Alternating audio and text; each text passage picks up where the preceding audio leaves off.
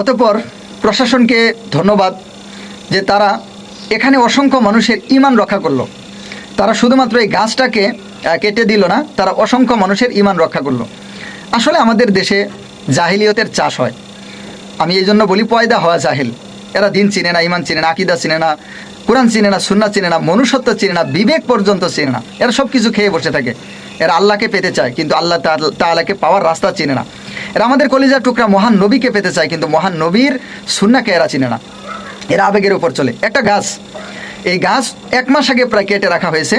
তো যখন এই গাছটা 1 মাস আগে কেটে রাখা হয়েছে, সে তার কুশগুলাকে আবার সংগঠিত করেছে, করে যেইটুকু সে হেলে পড়েছিল কুশগুলা সংগঠিত করে আবার ওই শিকড়গুলাকে মানে সংগঠিত করে সে আবার সোজা হয়েছে ওই পরিমাণ, যে পরিমাণ তার দ্বারা সম্ভব হয়েছে। তো এই গাছটার ভিতরে নাকি অলৌকিক কিছু এসে গেছে, মানে এই সে আল্লাহর ওলি হয়ে গেছে অথবা আল্লাহর ক্ষমতা তার ভিতরে চলে এসেছে। নাউযুবিল্লাহি মিন যালিক। এগুলো ইসলাম ধর্মের বিশ্বাস না। এই সমস্ত কর্মকাণ্ড ইসলামের সাথে যায় না, ইসলামের সাথে এর দূরতম কোনো সম্পর্ক নেই। কিন্তু এই যে পয়দা হওয়া জাহেল, এরা তো এগুলো বুঝে না। এখানে দেখতেন বিশাল এক মাজার তৈরি হইতো, আপনারা দেখেছেন না? চতুর্পাশে লাল নীল বিভিন্ন ফ্ল্যাগ, তারপরে ওই গাছটাকে লাল কাপড় দিয়ে পেঁচিয়ে রেখেছিল।